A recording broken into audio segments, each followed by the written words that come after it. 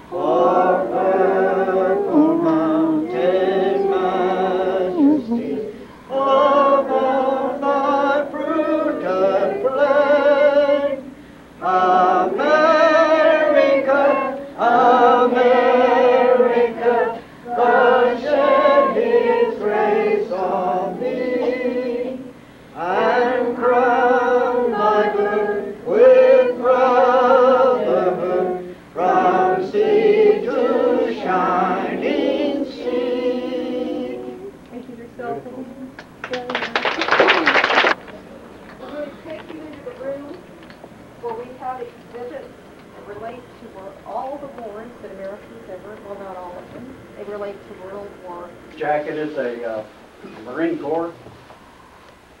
The man was a sergeant, World War II,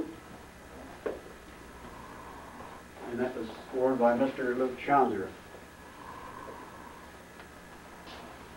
He has a patch of the 3rd Marine Division. We have a 76 flag, which is the Bennington flag. This is the Army uniform from Korea on. From the end of the Korean War on. This is an early ice jacket designed for General Eisenhower. He wore a jacket similar to this. I had one, the same thing, except it had button cuffs on it. But this is an early one. This is a pea coat. It was worn by the Navy enlisted men for winter wear. In the case over there is a jacket from the Africa Corps, the German Africa Corps when they were in Africa.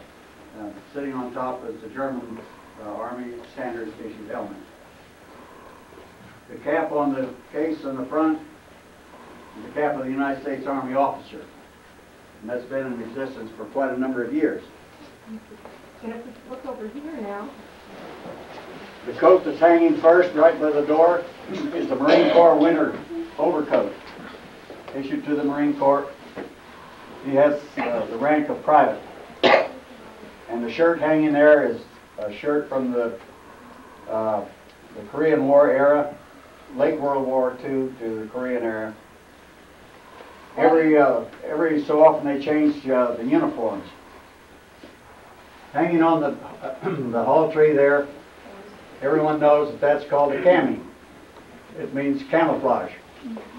They could be in brush, trees, wooded areas, and you become almost invisible.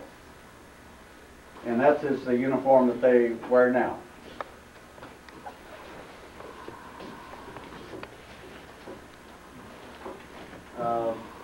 This is a soldier's medal, the blue and the orange. The green and white stripe is a commendation medal. For certain infantry units, they call it Dorthy, and that's worn over the left shoulder.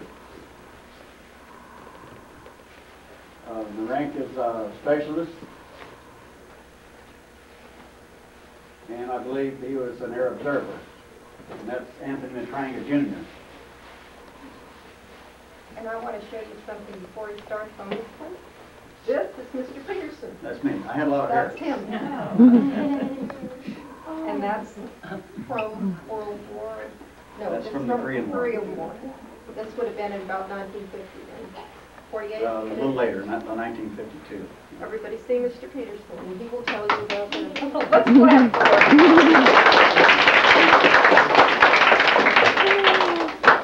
While I was in the Army, Commendation Medal. The little purple one is a Presidential Unit Citation for my unit. Good Conduct, National Defense, the Occupation Medal of Germany and Japan. The Korean War Service with 5 battle stars, and the Korean War Service Medal. Okay, and I'm going to also ask you, Mr. Peterson, if you wouldn't mind, to talk about the 2 maps. These maps were from Bill Reitmeyer. And the little stars, the red and blue stars on there, are islands that were major battles were fought in during the World War II in the Pacific. I believe his is represented by, I don't know, I think it's the red stars. This is a map of Germany and the adjacent areas, Czechoslovakia. From World War II, when Germany invaded Poland, they went into Czechoslovakia back in 1940 and 1939. And that was the beginning of World War II. And later, they spread westward into Belgium and France, into Holland, into the Netherlands, and tried to take England, as Mr. Kenny mentioned in his talk. Could you also tell them about, I think the boys might be, maybe the girls too, the clock would be. This is I think it's a training bomb that was used for target practice. This is a 57 millimeter or 40 millimeter anti-aircraft. This one that he has created, an astronaut.